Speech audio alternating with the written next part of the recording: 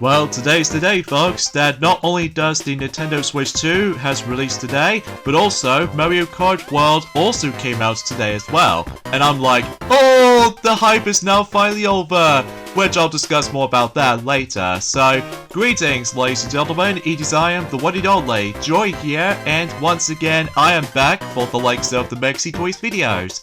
And ladies and gentlemen, welcome back for some more of Let's Play of Super Princess Peach for the Nintendo DS. So, yesterday, we did somehow manage able to finish up every aspect in terms of the forms of the puzzle mode. In addition to that, we also did manage able to went into two minigames specifically, which appears to be not only Toad Tut, but also with the forms of Toad Shot as well, with all 10 levels simultaneously. So because of that though, yeah, today for this video is that, suffice to say, this is going to be the true finale of our Let's Play of Super Princess Peach, basically, because today, not only are we about to be going into the final minigame of the three, which appears to be Toad's Jump, but in addition to that, we also decided able to go back onto the previous stages to find the missing enemies to able to complete our enemy books. In addition to that, we also going to show off some little bit of extras here and there, and that'll be about it, basically, in terms of Super Princess Peach already. So either way, now for those of you who don't know,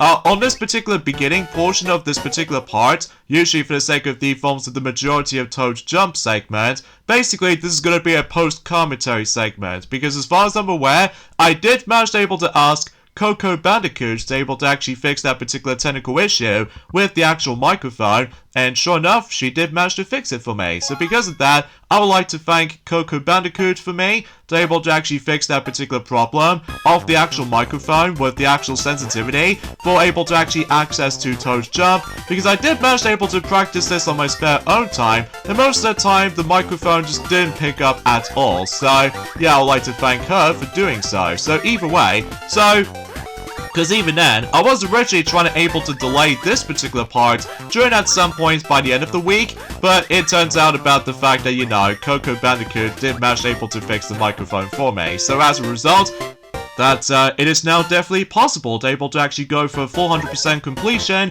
in terms of Super Princess Peach, specifically the final stretch if you couldn't tell. So anyway, so yeah, a few things I want to talk about this is though, and that's what appears to be for the fact that, well, today's date of course is the 5th of June today, in some cases in 2025 today, so no matter what though, like I said before, since the very beginning of the forms of today's video, is that obviously not only does the Nintendo Switch 2 has recently released today, but also Mario Kart World as well, in addition to that with Sonic X Shadow Generation Switch 2 version, alongside with the forms of a bunch of accessories for Nintendo Switch 2, among all others as well. So as a result, we were prepared able to make a special video dedicated to it, but I'm afraid to tell you that particular video coming up is going to be delayed. Probably at some point by the end of this week or sometime, because I don't know about you, because I definitely heard about the fact that Lola Bunny might eventually go back on playing through Pony Kart DS, a ROM hack of Mario Kart DS,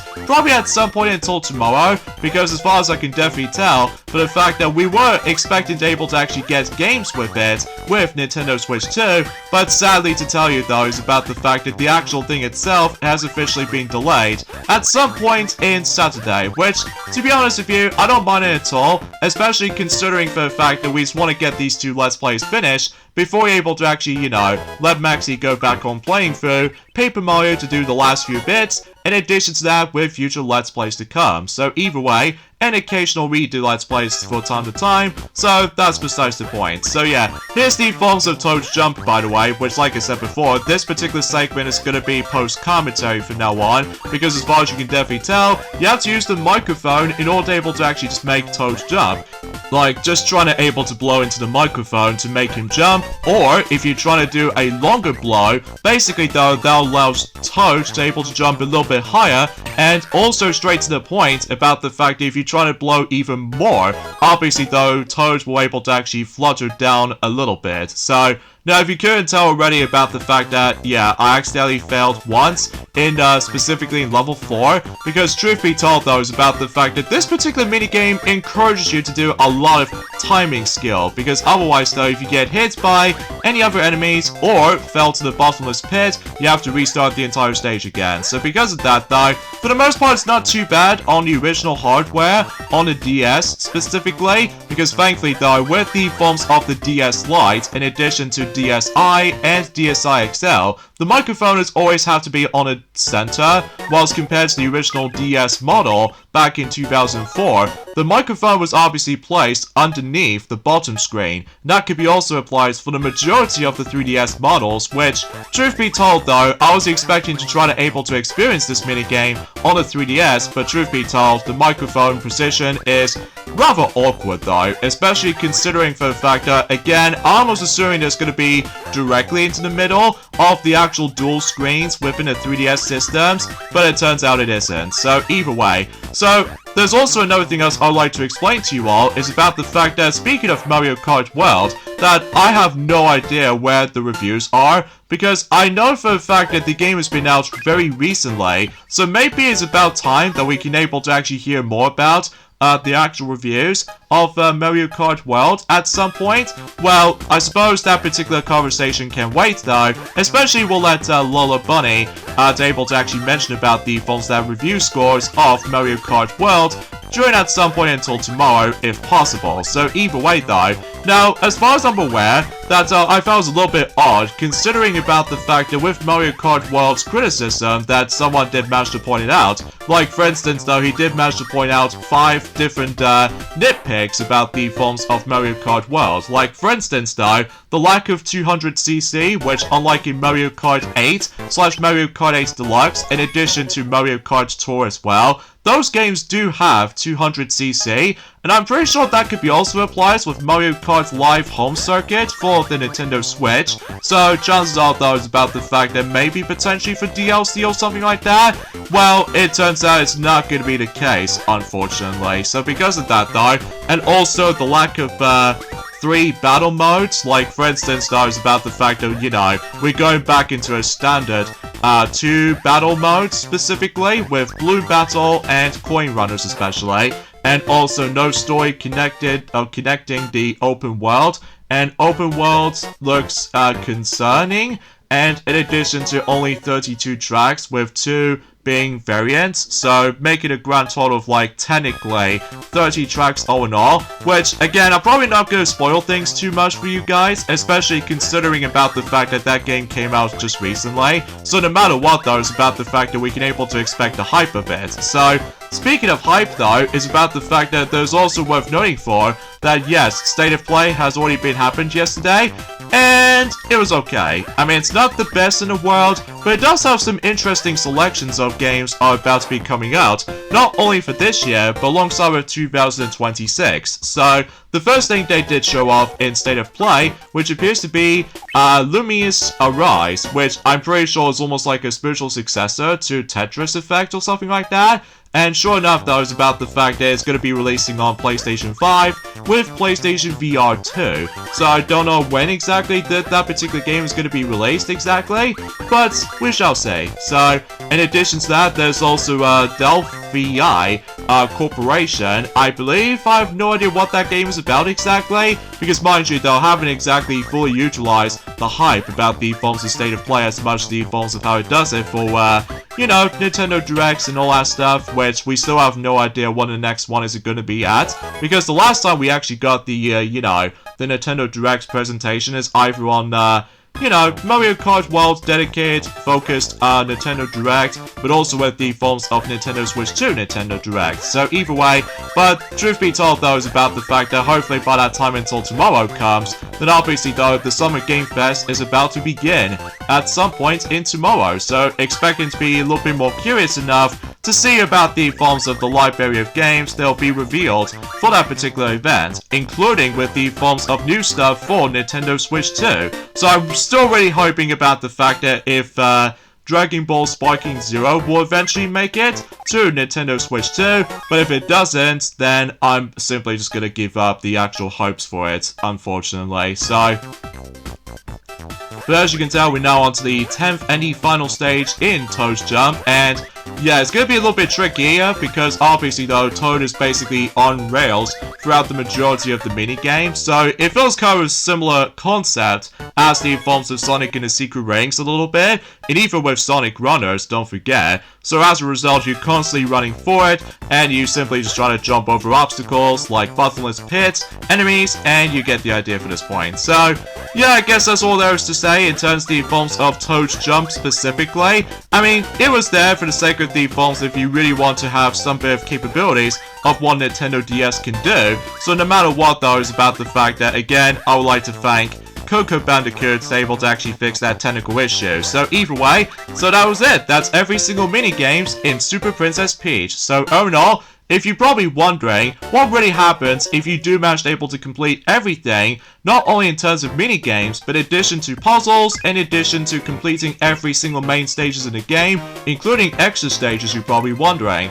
Well, there's actually technically the final unlockable you can get if you do manage to able to fully 100% everything, almost anyway, in terms of Super Princess Peach. So for instance though, we'll go back to the shop for the final time and go on to the next page of the actual menu screen. As you can see, we actually come across into Endless Vibe, and as you can see on the price tag, it actually says 0 coins, so this means this item is technically for free. So no matter what though, we'll go ahead and purchase that anyway, despite the fact that it has no extra cost. So what this means though is about the fact that if you do manage to purchase this, basically this allows you to able to have infinite amount of those vibe meters. So this means that the actual vibe meter never decreases at all. So yeah, that's actually kind of similar actually as the forms of how it does it in Sonic 06, whenever you do manage to able to try utilize with Sonic's gems that are simply broken as all heck. So no matter what though, you can get the idea what I was expecting for that particular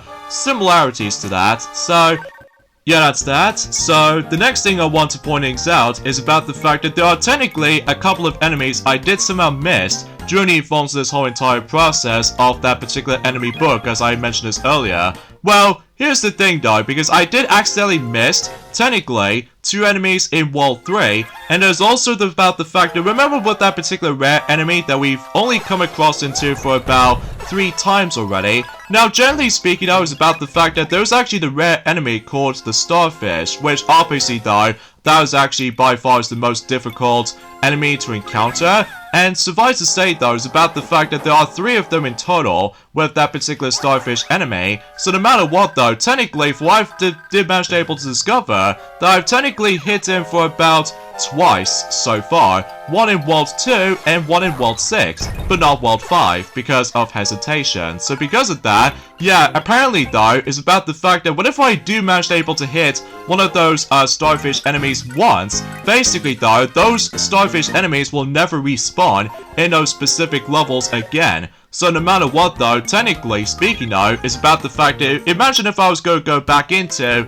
World 2, specifically World 2-5 for example, and if I was going to able to actually go back onto the forms of that particular pipe to pipe in between the actual transitions, well obviously though, the Starfish enemy will not appear. So I have no choice but to go back into World 5 specifically in World 5-5, so that way we can able to try to find the final Starfish for, presumably speaking of, for the 3rd and the final time. So no matter what though, it's about the fact that we have no choice but to, well, try to find them. So either way, and straight to the point, if you do manage to able to defeat the Starfish enemy in 3 levels correspondingly, obviously that is about the fact you get let's just say 5 coins, and that technically counts as a proper defeat compared to the forms of how it does on the previous 2 levels that we've already experienced with. So yeah, I've got nothing else to really say about this for the most part. It's just about the fact I do apologize about the fact that my commentary is a bit slightly iffy sometimes, because that's as far as I can try to say in terms of the forms of any other aspects in particular. So although, let's get back into the forms of state of play announcements and what have you. So And there's also a new game that's expected to be coming out until specifically in next year, in 2026. That game is called Programmata, I think it's what it says anyway. I have no words to say about this personally, but after that, there's also with the forms of Romeo is Dead Man, which as a result, that's going to be on PlayStation 5 for sure. That's also going to be releasing until next year in 2026. And after that, they've shown us some more gameplay footage of Silent Hill F. So as a result, it did manage to able to confirm the release date, surprisingly enough.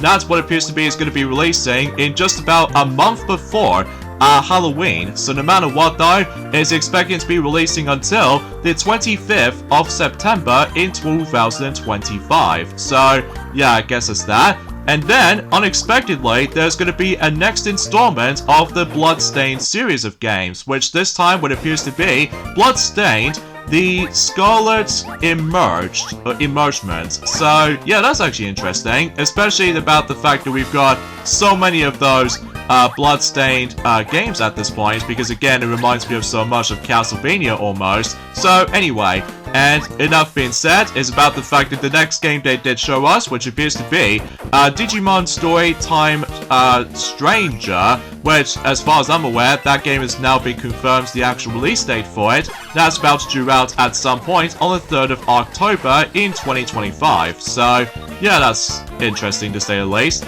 In addition to that, there's also Final Fantasy Tactics, the Eyeless Chronicles, I think is what it says anyway, and it's actually a bit of a combination of both the original version in addition to enhanced version. So basically what this means though is about the fact that on the original version, it did say on the actual description, the classic version reunites with the graphics and gameplay of the original with the renewed War of the Lions transition or translation.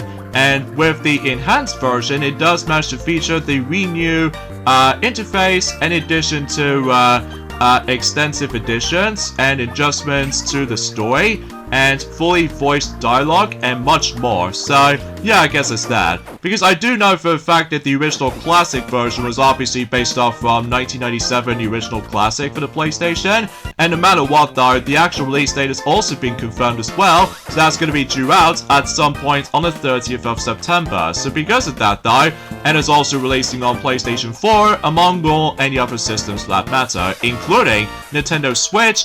And I don't know about Xbox though, because I haven't exactly touched upon my Xbox for quite a while, especially because considering for the fact that I'm always attempt to watch, you know, Tiny Toon Adventures, how I spend my vacation after all, just because, you know, summer's here. So anyway, so it looks like there's the starfish enemy I was on about earlier. So what you're supposed to do is that you have to slowly, creepily try to able to go slowly, and that way you should able to not scare him off. So as you can tell, we've got a coin, so this means that technically counts as proper defeat. So that means we are essentially done with everything else in Super Princess Peach now. So because of that, yeah, and no matter what though, if you couldn't tell already, if we do manage to activate those vibes earlier, then as you can tell, like I said before, the vibe gauge meter never decreases. So this means every time whenever you go into the actual stages, for instance, the actual gauge itself is already full up. So no matter what though, it's about the fact that again, it reminds me of so much of Sonic 06 whenever you try to utilize the gems for Sonic specifically. So either way,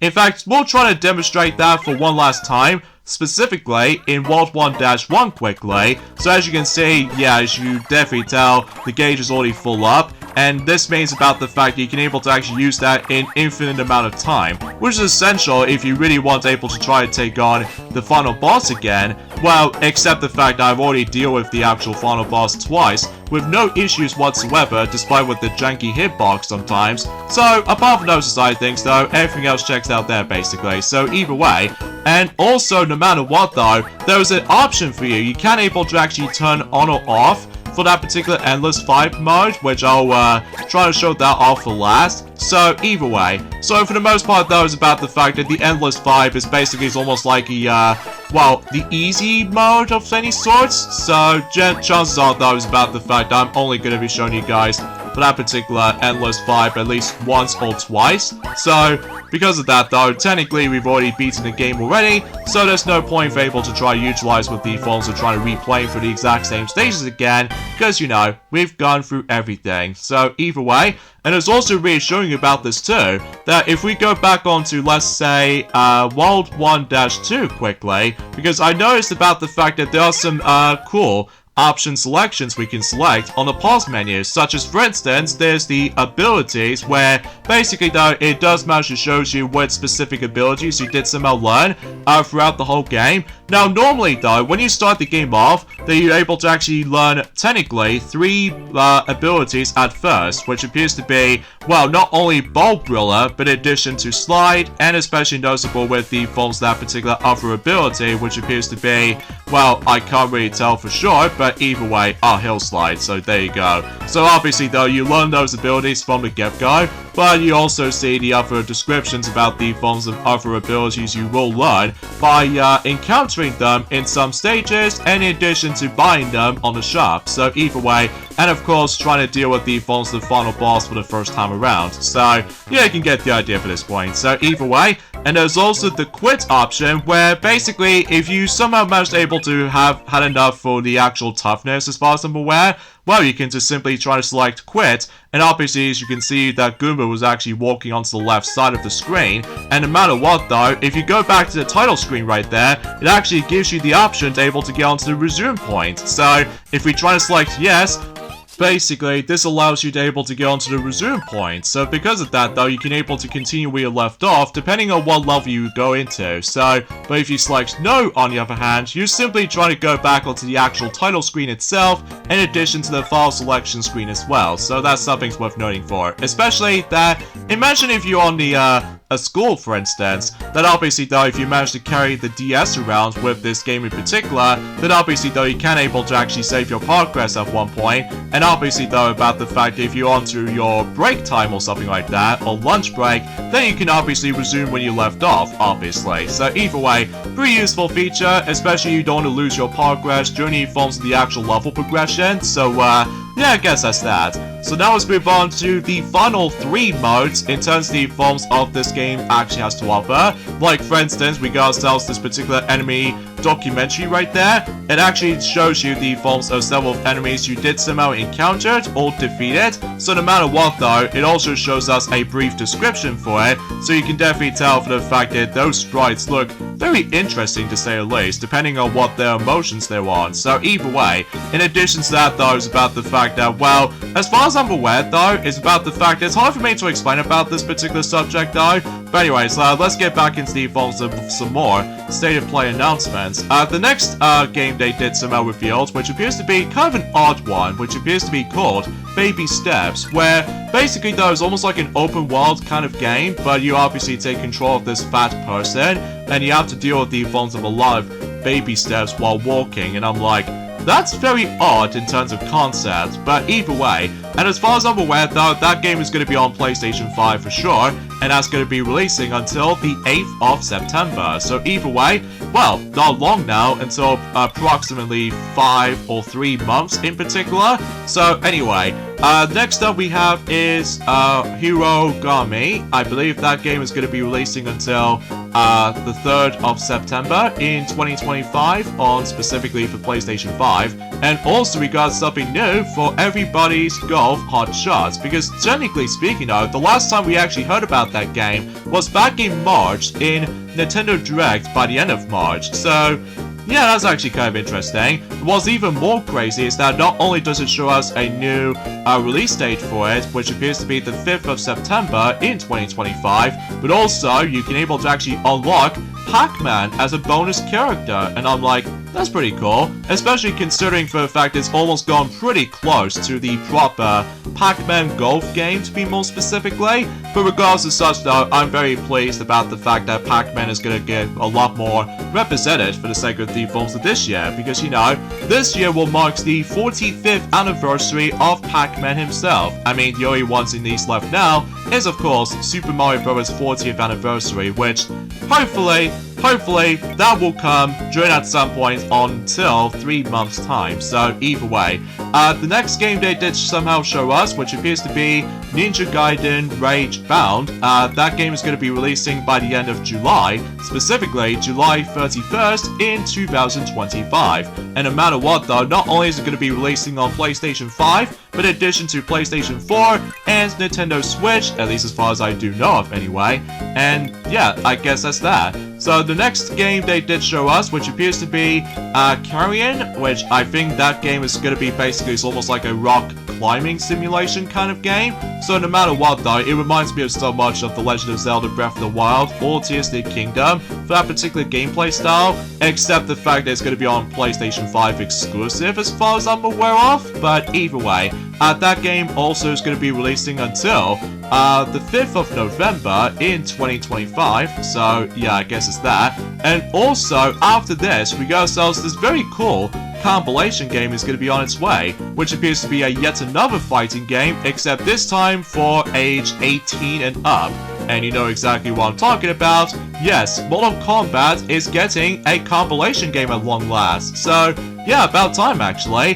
For modern systems, in particular for both, not only for PlayStation 4, alongside with PlayStation 5, including Nintendo Switch, and, unexpectedly, Nintendo Switch 2. And I'm like, okay, that's interesting. And that particular compilation of the game is going to be called Mortal Kombat Legacy Collection, because it does feature the letter K to represent the forms of, you know, the actual Mortal Kombat stuff. So either way, now in terms of the forms of games library of games they did somehow show us, for that particular compilation so far, it will contain not only the original arcade versions of the beloved classics like Mortal Kombat 1, Mortal Kombat 2, Mortal Kombat 3, Ultimate Mortal Kombat 3, Mortal Kombat 4, and it did say, and more, meaning about the fact that maybe there's a possibility we might able to actually see multitude of versions of Mortal Kombat of old. Like, for instance, though, like, we could possibly try to see Mortal Kombat Gold originally came out for the Sega Dreamcast, or Mortal Kombat Trilogy, or Deadly Alliance, or anything else like that. Possibilities were endless. I mean, once again though, it's been developed by, or been made rather, not only by Warner Brothers as we expected, but also Atari, NetherRealm, and Digital Eclipse. And I'm like, oh, that particular developer sounds a bit more familiar, doesn't it? Because they all obviously already previously worked on other compilation games in the past, like for instance Street Fighter 30th Anniversary Collection, in addition to Teenage Mutant Ninja Turtles The Cowabunga Collection, which I still need to give that compilation a try, specifically on the Nintendo Switch version specifically, but we still have no idea if the Switch 1 will still continue supporting for that front. So anyway, before we get on to more details about the forms and more state of play stuff, as you can see, we come across into a Starfish enemy from earlier, and that Starfish enemy is actually remarkably similar to that certain character that eventually becomes like a flagship franchise, at least back in the 2000s era, which apparently though, the Starfish enemy was actually based off from the legendary Starfy, which as a result it became that tradition for not only for the Game Boy Advance, but in addition to the only installment for the Nintendo DS. So, kind of an interesting factor right there. Although, except the fact that Starfy never actually wears the sunglasses, whilst unlike the Starfish enemy in Super Princess Peach, that obviously though that he wears sunglasses. So as a result, again, he will never reappear in any other stages for that front, because obviously though, once you're done with that, then you somehow managed able to add the actual Starfish enemy into your enemy book. So, yeah, it kind of reminds me of like a similar vibes almost, as in encountering those Mushroom 13 enemies from specifically Kingdom Hearts 2 Final Mix specifically. Well, except the fact that you can't able to like, I'm not sure if it's a possibility you can't able to like replay them, but either way, it's been such a long while since I actually have last played Kingdom Hearts 2 Final Mix on specifically for the PlayStation 4. So anyways, so as you can tell, we're now on to the music room option, where basically though you can able to listen to, you know, the background music, and in addition to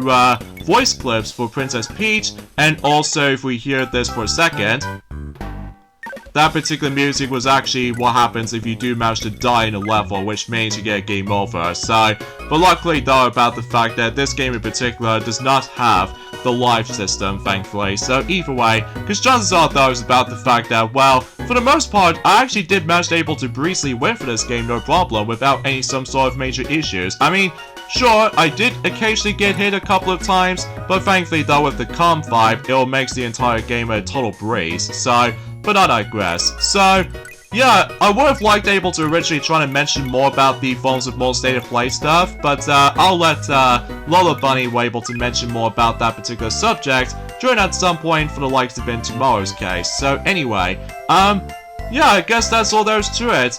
In terms of the forms of how can I able to actually describe, in terms of the forms of today's discussion. So either way, although I suppose there's also another thing else I'd like to explain is that with that Mortal Kombat Legacy Collection, it's also going to be releasing on Xbox systems as well. So yeah, because chances are though is about the fact that still that the majority of the Xbox systems, mainly with Xbox One and Xbox Series X and PlayStation 4, is still supporting at the moment. So it's kind of crazy, kind of thinking about it. My guess was it's about the fact that a lot of players out there still cannot afford to able to try to get the PlayStation 5 for the time being. So I digress. So the last thing we want to show off, which appears to be the bonus mode, where basically though it actually shows you the Perry stream you can able to rewatch. And as far as I'm aware, the cutscenes plays out exactly the same. And there's also the endless vibe gauge that, like I mentioned this before, you can either turn it on or turn it off, which means about the fact that you can able to do it as many times as you want, I guess. So,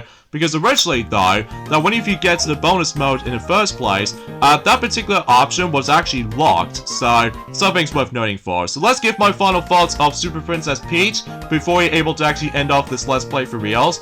I did have a lot of fun playing this game for the time, because especially noticeable that I will admit though, I enjoyed this game a little bit more compared to the forms of how it does on the follow-up, Princess Peach Showtime, because the problem with the forms of the recent entry though is ridiculously easy, and it's especially noticeable considering about the forms of the demographic, but regardless of such though, it's about the fact that Super Princess Peach is actually pretty enjoyable to me. Like, the platforming is actually pretty top-notch, because it reminds me of so much of the good old challenging Mario games for sure. In addition to that, I still really love the sprite work, and not to mention though, the music itself, despite it's a little bit kiddie at first, but I will admit though, certain music tracks, specifically World 6 in particular, oh my days, it reminds me of so much of Christmas vibes, and in addition to Wavy Beach, that reminds me of so much of summer vibes. So, anyway, in terms of the story itself, it's actually kind of interesting to say the least, because, you know, Peach is now a hero, and it's up to her to rescue not only a bunch of Toads, but in addition to Mario and Luigi especially.